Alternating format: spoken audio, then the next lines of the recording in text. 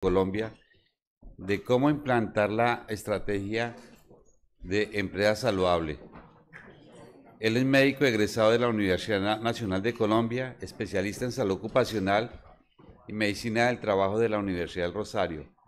Tiene un magíster de Administración en Salud de la Pontificia Universidad Javeriana y máster en higiene ocupacional de la Universidad Politécnica de Cataluña y actual subdirector de gestión humana del Banco de la República de Colombia. Entonces, muchas gracias, Antifam.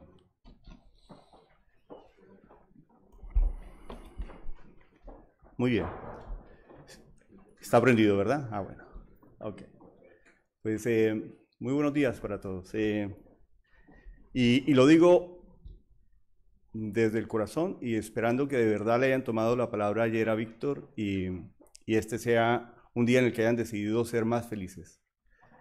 Tengo además un pálpito desde esta mañana para quienes son futboleros y creo que esta noche España va a comenzar con pie derecho este mundial, así que razón de más para estar felices. Muy agradecido estoy por la invitación de la Fundación ORP y feliz de acompañarlos. La idea es mostrarles alguna experiencia desarrollada en la compañía para la que trabajo ya hace 25 años, que es el Banco Central de Colombia, mi país. He planeado una agenda máxima para 30 minutos, espero tomar un poco menos, y estos son los puntos que quiero que toquemos. En la mañana de hoy la mesa ha tratado un tema que me da pie para lo que he venido a mostrar, y es el concepto un poco polémico entre la mejora continua versus la empresa saludable. Coincido un poco con Diego Bosch. Me parece que no hay una incompatibilidad entre los dos conceptos. Creo que es una evolución necesaria que hay que dar. Lo que yo he traído es, dentro del marco de la intención de tener una empresa saludable, una estrategia particular, que es la de las redes colaborativas, con 2 o 3 ejemplos que quiero mostrarles sin mayor pretensión. Para hacerlo, entonces, lo primero que quiero es que conozcan el Banco Central de Colombia, allá es el Banco de la República, y un poco caracterizarles algo de los riesgos de la organización. Luego, muy rápidamente, revisaremos qué es lo que desde la compañía pensamos que puede manejarse como concepto de empresa saludable y de red colaborativa, y finalizaré mostrándoles 3 redes colaborativas que tenemos en la compañía y algunos resultados. Ese es pues entonces el reto que nos acompaña. Quise mostrarles mi organización de una manera un poco diferente y quisiera que la viéramos, la conociéramos desde sus funciones misionales.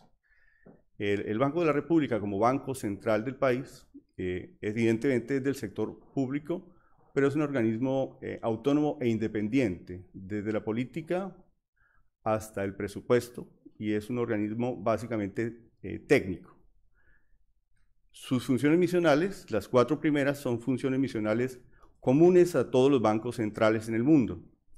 La emisión de la moneda, la política económica, el ser el banco de los bancos comerciales y la administración de las reservas internacionales del país. La última de las funciones misionales es muy particular. Hay 2 o 3 bancos centrales que conozco que también la incluyen en su razón de ser, y es lo cultural y el conocimiento en el país. Así que vamos a ir por cada una de esas funciones muy rápidamente, con la intención de también caracterizar el riesgo y entender por qué hemos adoptado las redes colaborativas como una estrategia en búsqueda de la empresa saludable. Están viendo al centro la imprenta de billetes. La imprenta de billetes funciona en Bogotá, que es la capital del país. Producimos billetes en 6 denominaciones para el país y en algunas temporadas hemos hecho billetes para otros países que no tienen sus propias imprentas, especialmente países centroamericanos y uno que otro suramericano también. la imprenta de billetes, pues nada, hace billetes, es lo que, para eso están las imprentas. Pero es un proceso hermoso y muy técnico.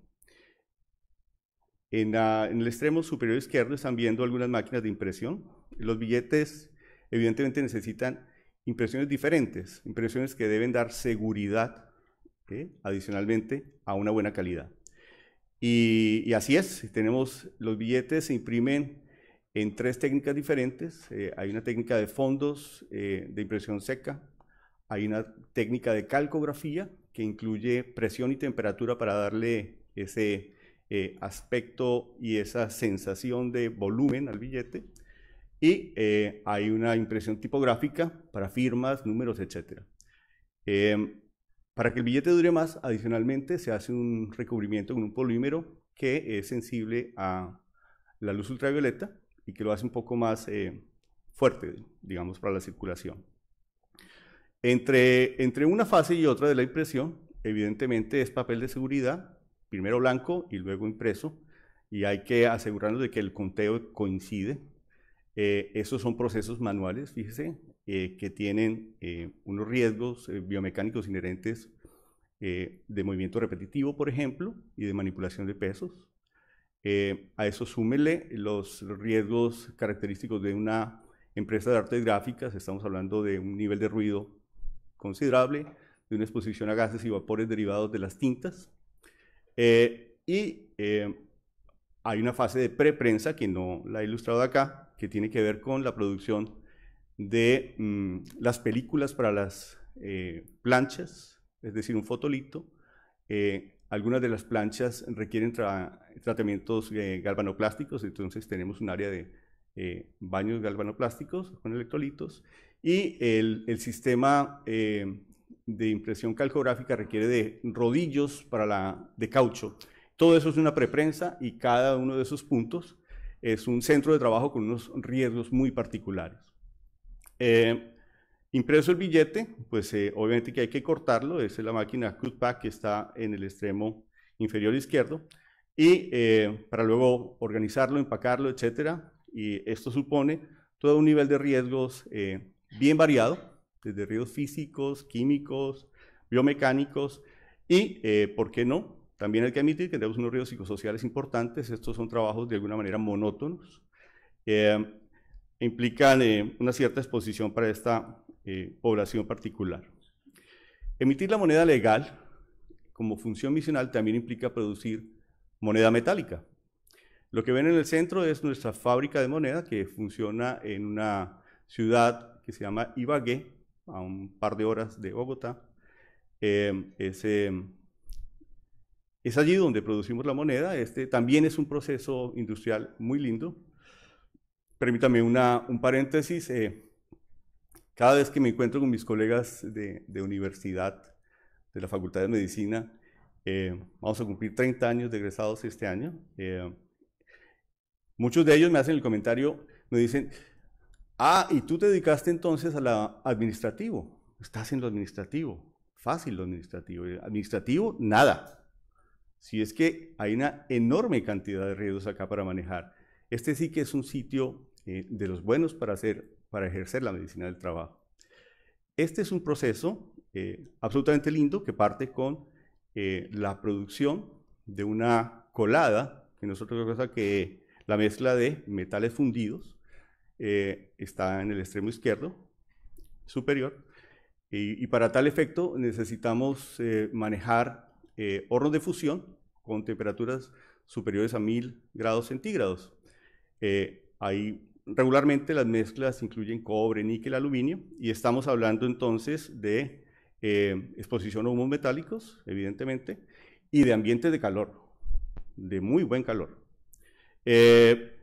Esta colada, que es la mezcla derretida del metal, luego es sometida a unos procesos de enfriamiento y de adelgazamiento para constituir rollos, que los ven a la izquierda, que llamamos el rollo de fleje, el cual es sometido a procesos de recocido y recalentamiento, vuelto a pasar por las laminadoras, hasta que se obtiene un fleje de un espesor específico necesario para producir la fase previa a una moneda que se llama cospel.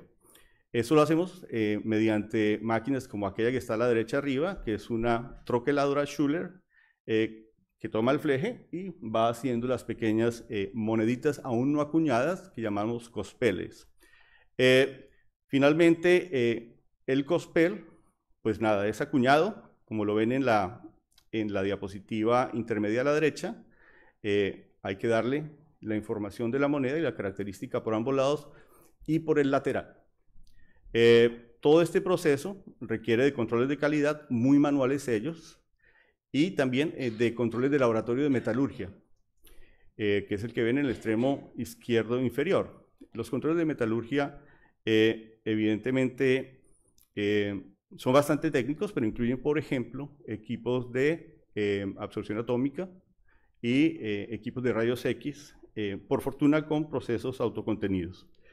Al final lo que se tiene pues son monedas, tenemos 6 denominaciones de moneda en el país y por ejemplo estas que son bolsas de 1000 especímenes de monedas de 200 pesos, pues tienen pesos aproximados de 22 kilos.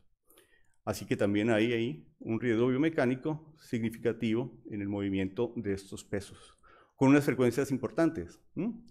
Así que, y bueno, y cuando los billetes ya están y las monedas ya están, hay que moverlos por el país. Moverlos por el país con condiciones de seguridad.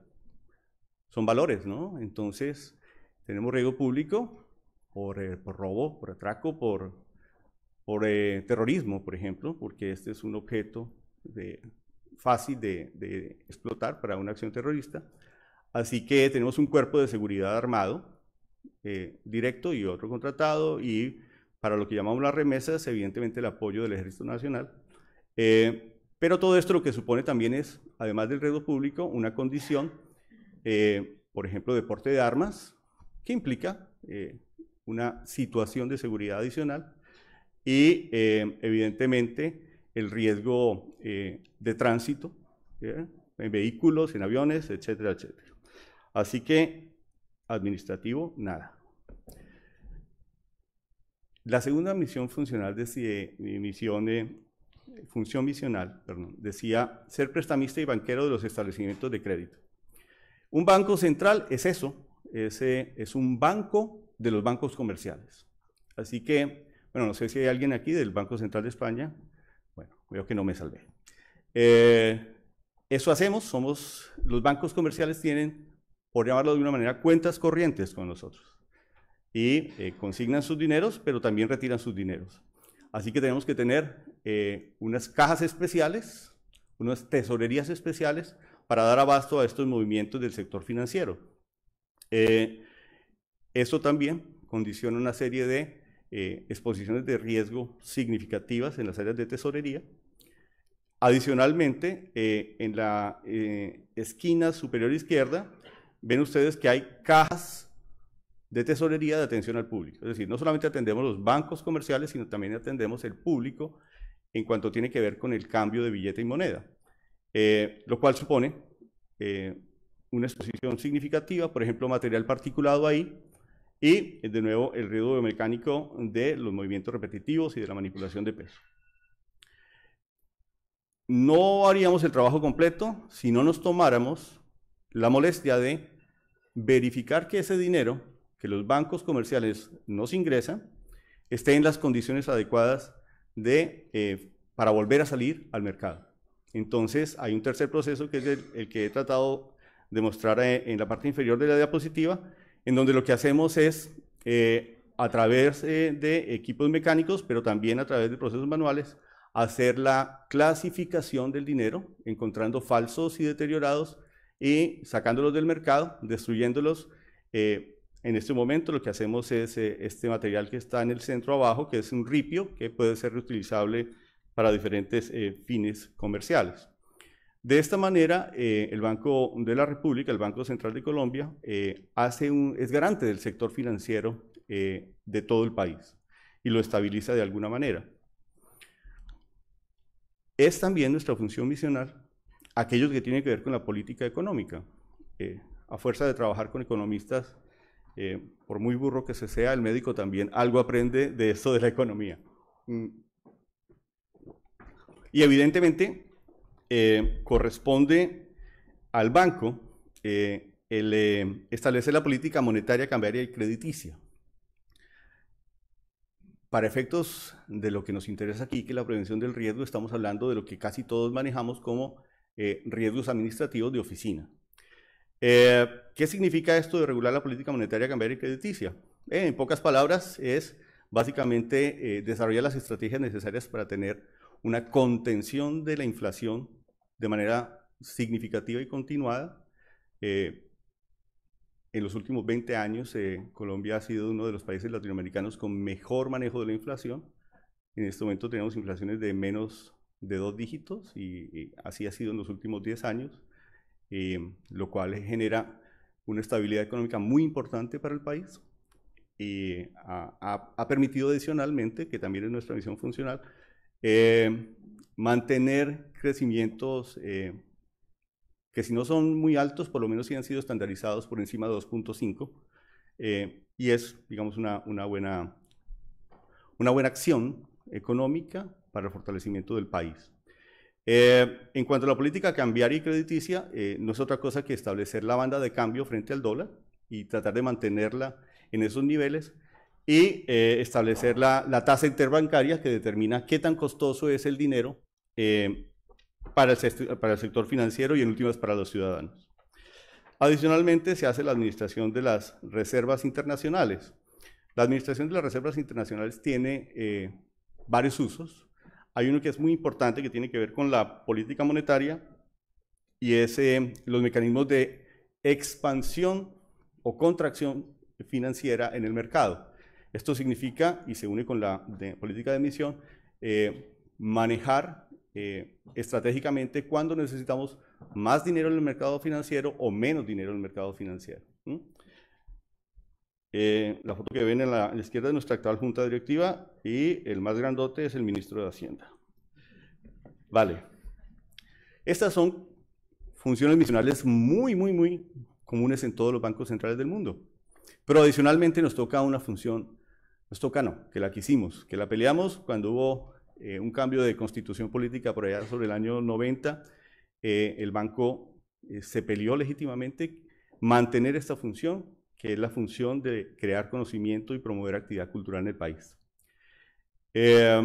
La red de bibliotecas del Banco de la República, ahora mismo les voy a mostrar en dónde está el banco, incluye numerosas bibliotecas, salas de exposición, salas de conciertos. En el extremo izquierdo superior están viendo una panorámica de la Biblioteca Luis Ángel Arango. La Biblioteca Luis Ángel Arango es una de las más grandes bibliotecas que hay en Latinoamérica. Tiene un flujo de usuarios cercano a 15.000 personas diarias y cuenta con un muy buen auditorio y una sala de conciertos, que es de la que están viendo ustedes la foto del techo inmediatamente debajo. Como estas bibliotecas, hay cerca de 20 en todo el país. Adicionalmente, y dentro de esta función misional, tenemos los museos del oro. Los museos de oro en el país, que son 6, están viendo la foto del principal, que es el Museo de Oro en Bogotá, se lo recomiendo. Están viendo además uno de los objetos precolombinos más apreciados por todos los colombianos, que es la balsa Muisca, que representa la leyenda del Dorado. De pronto algunos de ustedes han oído hablar de aquello. Y abajo tenemos el orgullo de los 3 últimos centros culturales que hemos inaugurado, en Buenaventura, en San Andrés, que es una isla que pertenece a Colombia, y en Manizales, todos ellos con vocaciones culturales diferentes. Buenaventura, que es el puerto que está sobre el Pacífico, que es una región mayoritariamente de afrodescendientes, es un centro cultural con una vocación musical, y se estimula la participación y la creación de la población para preservar ese valor musical. El de San Andrés, por ejemplo, es un centro cultural con vocación de la preservación del legado histórico-cultural de la palabra oral y escrita. Y Manizales está dedicado a la preservación de la cultura del café, que es muy característico de Colombia. Y ustedes dirán, bueno, pero esta es la parte suave, ¿qué riesgos puede haber ahí? Sí que los hay. Y riesgos muy curiosos. Fíjense que, por ejemplo, el Museo del Oro tiene un área de restauración, muy delicada ella, y que maneja riesgos químicos, maneja procesos de soldadura, maneja el detalle de la tarea visual, por ejemplo, que implica unas ciertas condiciones de iluminación, etcétera, etcétera. Cosas tan curiosas como que en el Museo del Oro tenemos una momia indígena, y entonces a la cual hay que hacerle mantenimiento cada tanto, y eso implica toda una serie de procedimientos, no solamente para el restaurador, sino para el prevencionista también, respecto a lo que hay que hacerse con la momia muisca que tenemos ahí. En fin, que este es un poco el panorama de la organización con la caracterización de los riesgos. El banco está presente en todas las ciudades capitales, es decir, todas las ciudades principales de las diferentes provincias o departamentos. Esto significa tener presencia en 29 ciudades en el país. En algunas partes del país tenemos varias instituciones o varios edificios o varios centros de trabajo simultáneamente. A la derecha, y ya que estoy seguro que algunos de ustedes estarán en Cartagena, fíjense que en Cartagena tenemos 3 edificios diferentes. Está la sucursal, está la biblioteca, que es la de la mitad, y está el Museo de Oro de la Cultura CENU, todo en la misma ciudad. Entonces son 3 centros de trabajo diferentes con riesgos completamente diferentes. Para todo ello, digamos que la nómina ha estado en los últimos 5 años sobre 2.600 trabajadores distribuidos en todos esos centros de trabajo. Pero aquí me parece algo relevante porque también tiene que ver con la gestión del riesgo, y es que simultáneamente en este momento en el Banco de la República trabajan 5 generaciones diferentes, 5 generaciones. Si bien los más viejitos hacemos la gran mayoría, que es la parte amarilla de la columna, pues miren ustedes cómo generaciones sobre los 30 a 39 también son una porción importante, y no es despreciable el margen de los millennials, que están sobre casi el 15%. ¿Por qué es importante esto? Bueno, lo mencionaban ayer, las estrategias de comunicación, por ejemplo, deben ser diversas, deben ser variadas, deben interesarle a cada uno, y hay formas diferentes de llegarle a cada generación. Todo esto lo que plantea es una situación de reto muy importante para el manejo de la prevención del riesgo laboral. Para ese reto, básicamente, tengo un equipo, un muy buen equipo, de 6 prevencionistas y un muy buen apoyo de Colmena Seguros, que es nuestra administradora de riesgos, con otros 6 prevencionistas para proyectos especiales. 12 en realidad es corto. Solamente tengo extensión de prevencionistas en la fábrica de moneda en Ibagué, así que por mucho 14 para una institución muy grande con riesgos muy variados, y con una cobertura o una necesidad de cobertura bastante amplia en el país. Así pues, lo que decidimos hacer, bueno, esto era para contarles que si ustedes ven la caracterización de la Guía Técnica Colombiana de Riesgos, que no es otra cosa que lo que sugiere también OSAS 18000, pues creo que todos están. No me falta ni uno en todo lo que les he contado sobre la organización. Nosotros también queremos ser una empresa saludable, claro, por supuesto. No creo que sea una moda, creo que es una necesidad, evidentemente. Y creemos firmemente en ese norte. Compartimos el concepto de la OMS sobre lo que cree que es una empresa saludable, y quiero en este concepto subrayar que trae mejora continua dentro del mismo concepto, lo cual refuerza la tesis de que no hay ninguna incompatibilidad entre procesos de mejora continua y empresas saludables, evidentemente. Pero sobre todo quiero destacar los 4 indicadores que la OMS reconoce deben medirse para saber cómo va uno en el camino de la empresa saludable. Hay uno al que estamos, o un par por lo menos, a los que estamos absolutamente familiarizados con ellos. Uno es, evidentemente, el que tiene que ver con el control del riesgo en los espacios físicos, seguridad y salud, prevención de accidentes y enfermedad, por supuesto que sí, lo hemos manejado siempre. Un segundo indicador que se sugiere es tener claridad sobre cuál es la situación de salud mental frente al riesgo psicosocial. Un riesgo que ha venido creciendo en todos los ámbitos. Ese con el biomecánico está presente absolutamente en todas las labores y todos los centros de trabajo. Pero sugiere dos más. Uno que tiene que ver con las acciones de promoción y prevención que la empresa implementa y su uso por parte de los empleados, y el impacto social de la gestión de la empresa. No solamente con los externos, sino también con la calidad de vida y el balance de vida al interior de la misma empresa. ¿Cómo llegar a eso? Bueno, hay muchos caminos. Evidentemente, este es solo uno, es solo una estrategia, pero me pareció adecuada traerla para este foro, y es el de la constitución de redes colaborativas. Destaco en esta definición que se parece mucho, no, incluye cultura, generación de cultura, mire, hábitos, prácticas, creencias y valores compartidos. Bueno, pues eso tiene que ser la esencia de una red colaborativa. Quiero mostrarles 3 redes colaborativas muy rápidamente. La primera, la más antigua, que ya tiene 8 años, es básicamente la de gestores de seguridad y salud en el trabajo. ¿Estos qué son? Básicamente son empleados de la compañía. Ingenieros, arquitectos, oficinistas, que participan activamente de la identificación y el control de los riesgos en cada uno de sus puestos de trabajo y en los ambientes de trabajo en donde están inmersos. Es decir, tenemos uno y hasta a veces 2 gestores por cada una de las sucursales, por ejemplo, por cada uno de los edificios.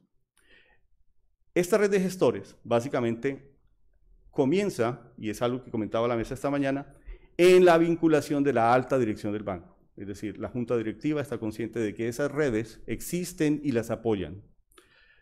Obviamente el apoyo más directo viene de la gerencia de recursos humanos, y toda red colaborativa tiene una instancia técnica. La instancia técnica es el área de seguridad y salud del trabajo. Para esta red colaborativa de gestores de SST se cuenta además con el comité paritario, que es una institución que se implementa en el sistema de seguridad colombiano, donde hay una participación paritaria de trabajadores y de representantes de la administración, y evidentemente el apoyo técnico de la aseguradora de riesgos laborales, que en este caso es Colmena. Esta red colaborativa, pues básicamente lo que busca es tener alcance mucho más allá de lo que el equipo primario de seguridad y salud en el trabajo puede hacer. Para que se haga bien, se necesita que estos gestores tengan un mínimo de conocimiento técnico. Ese mínimo de conocimiento técnico lo establecemos dentro de un pensum, por así decirlo, o plan de estudios de esos gestores de seguridad y salud del trabajo. Año a año planteamos unos seminarios en donde los desplazamos de todas las ciudades hacia algún punto, a veces Bogotá, a veces otro sitio, y tratamos uno o varios temas relacionados con estos asuntos gruesos: relación salud-trabajo, riesgos laborales, control y mitigación, planes de emergencia, promoción de la salud y prevención de la enfermedad. Estos son imágenes de algunos de esos seminarios que hemos realizado. Como les cuento, este año se realizará el 8º. Esta es una población, los gestores, que no reciben ninguna remuneración adicional por este trabajo adicional. Para que la gente permanezca dentro de la red, hay que escoger muy bien cuáles son los gestores que queremos y cómo los motivamos. Una motivación tiene que ver con estos encuentros, en donde adicionalmente a los contenidos técnicos, evidentemente hay contenidos sociales que unen el grupo, que los hacen amigos, que los hacen colaboradores, de tal manera que se construya efectivamente la red. Con sorpresa y con agrado hemos visto cómo la red empieza a saltarse ya, en muchos casos, el área técnica de seguridad en el trabajo. Empiezan a encontrar entre ellos alternativas de solución frente a problemas comunes de prevención de riesgo. Ha sido altamente motivante. De hecho, de esta red ya hay 4 personas que han optado por hacer estudios de posgrado en seguridad y salud del trabajo, así que muy pronto tendremos probablemente un segundo nivel de la red. Muy bien. La segunda red de prevención colaborativa tiene que ver con el control de la posibilidad del consumo de sustancias psicoactivas en la organización. Como ustedes ven, tiene una estructura muy parecida. Aquí digamos que hay un adicional y es que hay un componente de asesoría legal que es muy importante porque si bien esta es una red que está dedicada a la prevención, evidentemente las circunstancias de consumo en la organización pueden tener implicaciones disciplinarias. Así que sí tiene una asesoría legal. La filosofía es más o menos lo mismo, tiene evidentemente su plan de estudios que tiene que ver con el contenido técnico de lo que ellos nos van a ayudar a hacer. Sustancias psicoactivas, estimación del riesgo de adicción. Por ejemplo, en el último seminario que hicimos con esta red de gestores, la Oficina para el Control de la Droga y el Delito de Naciones Unidas fue nuestro aliado estratégico y tuvieron un curso de aplicación de la CIST, algunos de ustedes seguramente los conocen, que es el instrumento de medición de propensión al riesgo que se utiliza mundialmente, así que aprenden a hacerlo y también reciben contenidos para hacer lo que más nos interesa, que es promoción de estilos de vida y trabajos saludables. Adicionalmente, están familiarizados con el flujograma de atención del programa PACOT, que así se llama en la organización, Prevención de Alcohol y otras drogas, que tiene las 3 instancias de atención, la atención universal, la indicada y la rehabilitación, fase de rehabilitación. Estas imágenes del último seminario que hicimos en Girardot, que es una ciudad cercana a Bogotá. Procuramos llevar a la gente fuera de Bogotá para que sienta, digamos, el compromiso que la organización tiene al llevarlo, hacer el esfuerzo de llevarlos a un sitio diferente, un sitio atractivo. Muchas de estas personas vienen, por ejemplo, de los litorales atlántico o pacífico del país, jamás han estado en el interior y les invitamos a conocer cosas bien interesantes que están en el interior del país o al revés. La última red, la más reciente que hemos desarrollado en la compañía, tiene que ver con la red de promotores de convivencia, que no es otra cosa que una estrategia para que no se presente el acoso laboral. Y aquí, tal vez la variación es que en el área técnica tenemos el Comité de Convivencia Laboral como liderando la red. Evidentemente hay promotores de convivencia que se ocupan de divulgar lo que necesitamos al interior de la compañía. Bueno, creo que ya voy pasando un poquito, ¿cierto? Sí, vale. Acabo ya. Tienen su plan de estudios, evidentemente. Debo decir que este plan de estudios es un plan serio, es decir, incluye no solamente la preparación de lecturas antes de llegar al seminario, sino también una evaluación después del seminario que deben pasar. Y este, por ejemplo, fue el último que se hizo hace un par de semanas. Bien, me parece importante decir que estas redes colaborativas tienen por lo menos 5 puntos que consideramos importantes y son comunes. El primero es que haya una participación de la alta dirección del banco y un lineamiento estratégico. Ese lineamiento estratégico, que regularmente está en un plan estratégico corporativo, debe ser considerado para el desarrollo de cualquier red. Es decir, una red colaborativa que no esté alineada con el plan estratégico, pues está condenada a morir, creo yo. ¿Quién debe verificar que lo que se va a hacer esté verdaderamente alineado con el plan estratégico? Pues la gerencia de gestión humana. Ese es su trabajo y es el de verificar que la política que propone, bien sea de prevención de consumo o de gestión de riesgo o cualquier otra, esté alineada con el plan estratégico.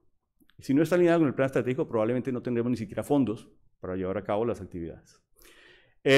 Un tercer papel muy importante es el del área técnica, seguridad en el trabajo, que debe hacer un muy buen diagnóstico situacional, considerando la norma, además, y digamos, definir estrategias y hacer los planes. Planes que serán desarrollados en gran parte por aquellos promotores, líderes, gestores que están en las redes. Y, evidentemente, la presencia de los comités, que son normativos, es importante para darle sentido a la red. Muy bien. Acabo con estos dos, Chia, y es que resultados. ¿Hay cosas por hacer? Sí, muchas. Probablemente no son los mejores resultados. Cuando los puse ahí dije, bueno, ¿y voy a mostrar esto? Sí, claro que voy a mostrar esto. Por supuesto. Hacia la izquierda está la gestión del año pasado de convivencia. Y estamos manejando 21 quejas en una organización de 2.600 personas. Quiere decir que algo de la promoción y la prevención está llegando, porque el nivel de quejas que llega al comité de convivencia no es muy alto. Este comité además tiene un nivel resolutorio muy importante, 16 de las 21 se resolvieron, solo una debió derivarse a la Procuraduría de la Nación, Procuraduría General de la Nación, y 6 están aún en trámite. Incluso la velocidad con que las quejas se están resolviendo me parece bastante importante. Esto no es fácil, la gestión del Comité de Convivencia es una gestión bien difícil, pero bueno, digamos que hay que mostrar en convivencia, sí, evidentemente. Al lado derecho están los resultados del diagnóstico de riesgo psicosocial. Lo rojo es lo malo, para resumir la gráfica. Y si bien hay circunstancias para trabajar en cada uno de los dominios, demanda, control, recompensa, liderazgo y relaciones, pues hay porcentajes significativos en verde y en amarillo que revelan riesgos medios o bajos. Sí, hay que trabajar de todas maneras. Y aquí está la accidentalidad. Para poder comparar la accidentalidad con un negocio tan variado, pues lo hacemos, no hay otro banco central en Colombia. Los bancos centrales son muy celosos en revelar sus estadísticas, así que nos comparamos con los sectores parecidos del país. Comparamos la imprenta de billetes con el sector de artes gráficas, comparamos la fábrica de moneda con el sector en el país metalúrgico, metalmecánico, y comparamos el resto con la parte financiera, por ejemplo. La línea roja es la accidentalidad del banco y la azul es la del país. Como ven, hay unos márgenes significativos. Esto no quiere decir que bajemos la guardia, ni mucho menos, pero se está haciendo. La otra, en cambio, es la de enfermedad laboral. Y fíjense que la línea azul es la del país y la roja la del banco. ¿Y cómo trae ese resultado? Bueno, cada vez que mis compañeros de promoción de la facultad me preguntan, y vuelven y lo hacen, este año estoy seguro que vuelven y lo hacen, ¿y estás en lo administrativo? Eso lo que muestra es un desconocimiento importante del médico clínico respecto a este oficio de la medicina laboral. Ese desconocimiento importante lleva a unos subregistros. Bien, tenemos niveles como si fuera Suecia, y no somos Suecia. Hay un subregistro muy importante en el país de la enfermedad laboral. Así que, pues yo no me afano cuando hacemos el diagnóstico, porque es lo que hay que hacer. Sin embargo, digamos que la estrategia de redes colaborativas que viene del 2010 para acá muestra, digamos, alguna posibilidad de control. Muy bien, esta es la 4ª vez que estoy en España y la 2ª en Barcelona. Cada vez me gusta más este país y particularmente esta ciudad. Han sido ustedes muy amables por escucharme y nada, los invito a Cartagena, que sea una excusa el próximo seminario para conocer mi país. Muchas gracias.